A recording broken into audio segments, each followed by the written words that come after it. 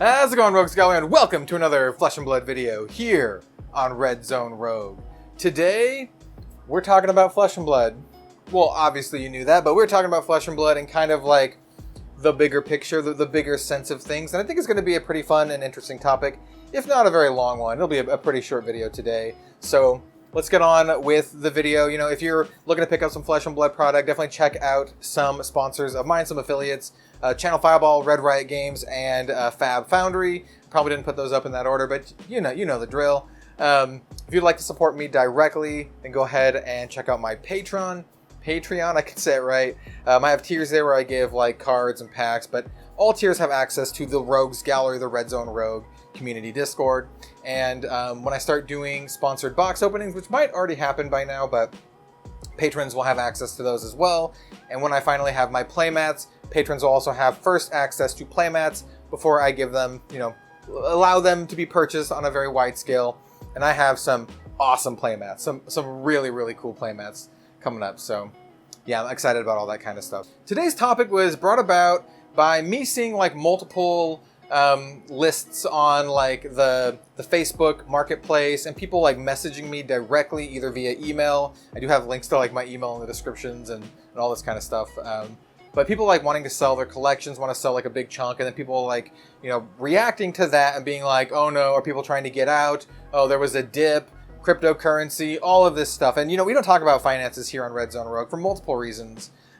Because one, it's not the kind of content that I'm really into, though I know a lot of people are. And two, I'm not really a finance guy anyway, though I do like collecting and I do understand the value of my collection here. I do, know what I have.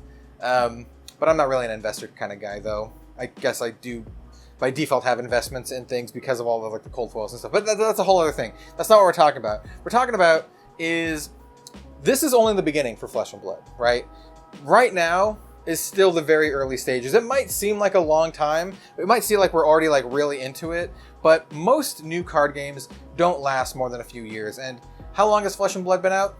Only a few years, right? They basically launched late 2019. We had 2020, but 2020 was like a disaster in every, respect, other than like a booming TCG market. But 2020 was just kind of like a disaster. And here we are, mid 2021 right now. It's very interesting to see like people's reactions at the first sign of basically anything, but at the first sign of like the market not having like this crazy, insane upward growth.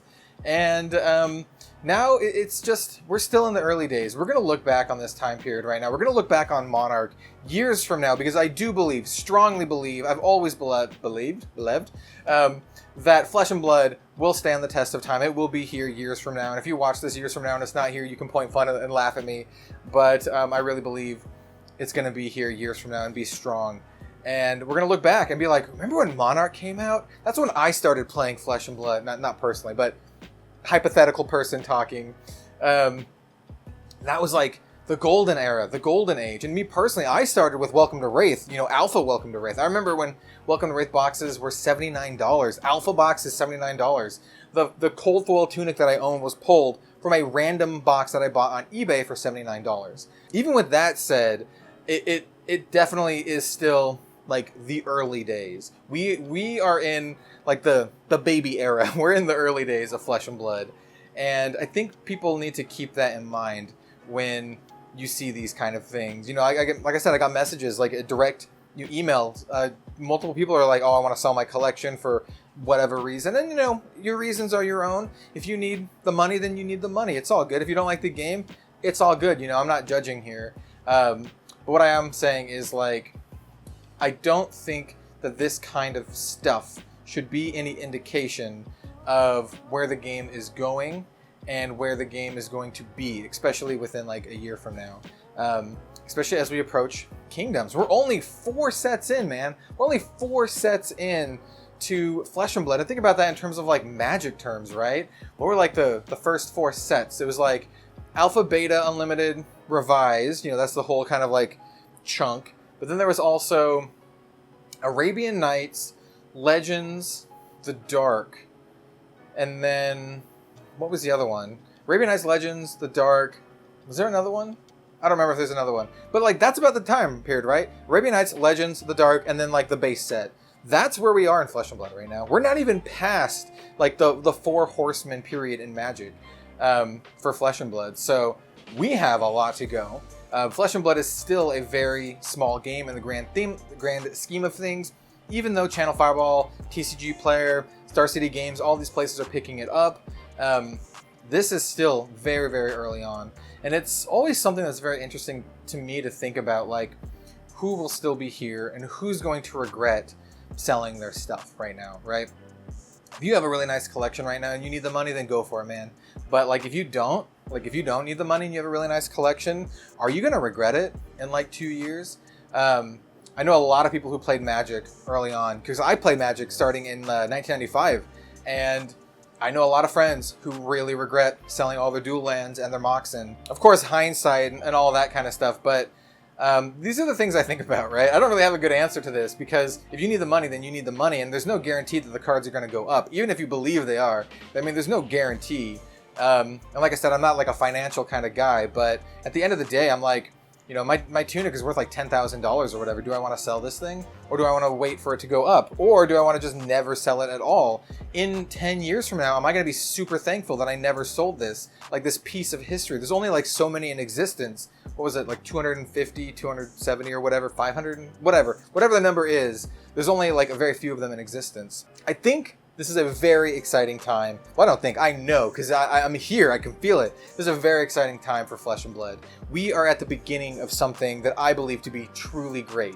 We're on like the baby levels here, the earliest stages. And I know some people are like betting it all on it. I think that 5 years from now, let's you know, reel it in a little bit. Let's say 2 years from now. 2 years from now, I think that I'm still going to be here making Flesh and Blood content here on Red Zone Rogue. Who knows what the channel will look like by then. Hopefully this year we can hit 10K, and we'll see what the future holds after that. 10K is my really big goal. Just kind of as like a personal thing. It's a really cool number. I mean, obviously every YouTuber's goal is like 100,000, right? You get that plaque and all that kind of stuff, but let's take some small steps here. And while we're here, there's a saying that one of my favorite YouTubers and content creators like to say, Dan Giesling. I don't know if you're familiar with him, but he's a really interesting guy. He's really funny. I really like his content. And he likes to come up with like a lot of these sayings. And one of them is AWWA, appreciate where we are. And I think that very much resonates right now. Appreciate where we are. In this time period, with Flesh and Blood, with Monarch, it just came out. I really feel that Monarch is going to be, or is a landmark set that will be remembered as like this landmark set, and people are going to be like, oh yeah, remember when Monarch came out?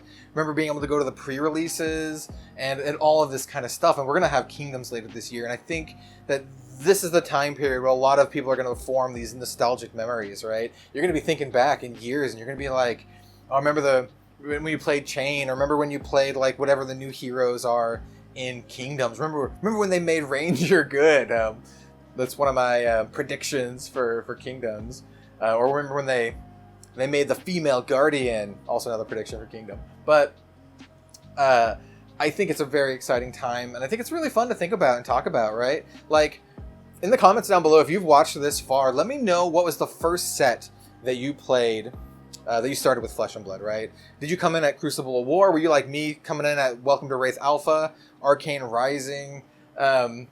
It's hard to put these feelings into words, but I know that a lot of you out there feel these feelings too. Not just about Flesh and Blood, but other card games too, like MetaZoo and all this kind of stuff. People really want to get in early, get in at the Black Lotus, the Alpha or First Edition Charizard levels. But I really think if we stop, appreciate where we are, we will see it for what it really is, and understand that right now is amazing, right? It's such a fantastic and amazing time. People are coming into the game every day. My gameplay videos that I make are doing really, really well, which shows some fantastic growth for the community. People want to see gameplay content, right? People want to see gameplay content almost as much as they want to see the financial content. And that man, that is super exciting for me. Just kind of like a random aside, that people are excited for gameplay content because it shows that people want to play the game and that people care about the game and they want to see the gameplay, even though that I frequently make mistakes because, you know, you're recording a game. It's easy to make mistakes. Just fun mistakes playing with friends and all that kind of stuff. You enter cheat step and do some unintended shenanigans. But yeah, this is such a fun time. You know what? I'm going to try to remember this. I'm going to try to remember this video. Like I said, 2 years from now, I'm going to try to come back to this video and we're going to see where we are, right? Are we going to be at 10,000 subs? I think we'll do that. I think we'll get 10,000 subs this year. Kellen, in the future, are we at 10,000 subs yet? Are we at 20,000? Are we at 50,000 yet? Oh man, I think we can get there. I really think we can get there. The community out there is excellent. You guys are excellent. And I think Flesh and Blood really, really has what it takes to push it and to give Magic a good run for its money. And I like Magic, you know. I do some Magic content here occasionally. But Flesh and Blood is my favorite game. It is my favorite game, period. Not favorite trading card game. Favorite game, period. I love this game. Love everything about it. The community, the art, the gameplay, everything. So this is, you know, with all that said, it's, yeah, this is a crazy time. It's a very, very, like, this is the time of legends, right? This is the time of lore, the time of legends. And just thinking about that and talking about it gets me really excited. So I think I've talked about this long enough. This is a kind of a weird, rambly video. We're doing these a little bit more often these days. They have a lot of topics that I just want to talk about. And they're usually just kind of like these ideas that I form, and pardon me as I fix my mustache, dude. It's really hot outside, man. It's the summer. I'm wearing my crab shirt, and the mustache wax cannot keep up with the heat. Now, hopefully when COVID dies down and I can not have to wear my mask as much, hopefully I can retrain the mustache. But anyway, that's a whole other thing. Maybe I'll do a Flesh and Blood mustache video. Talk about the best mustaches in Flesh and Blood. Would you like to see that? That's just kind of random. Who has the best mustache in Flesh and Blood? Bravo? Maybe we can try to give Bravo a run for his money here. But yeah, this is a lot of random crap in today's video. Thank you for being here and for watching. Thank you for being part of like this early community, right? Forging this legend that is going to be Flesh and Blood. I mean, there's a reason they're called Legend Story Studios. I think it really fits. And there's so much cool stuff on the horizon. We got Kingdoms coming up. I have some interviews that, you know, once again, if we're watching in the future, hopefully these went really well. I have some interviews with a prominent Flesh and Blood artist. And then I have another interview, fingers crossed. He's already said that he wants to be on the channel, but I have an interview with, I don't want to spoil who it is. Let's just say a Flesh and Blood designer, right? So a Flesh and Blood, someone who works at Legend Story Studios, a Flesh and Blood designer. Let's just say that.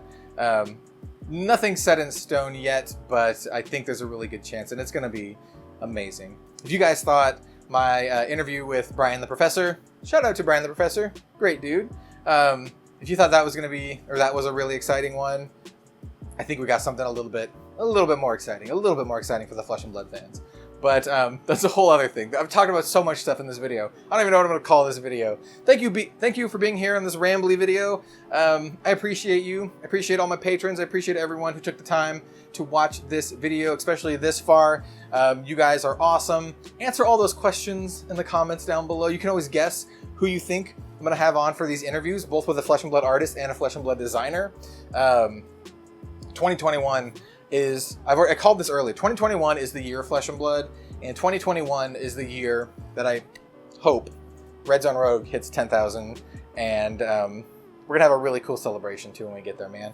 When we start getting closer there, I'm gonna do something that I saw some other card game content creators do. I think Leonhardt did like a road to 1 million. Well, I'm nowhere near 1 million, but maybe we'll do a road to 10,000, road to 10K, RZR 10K special.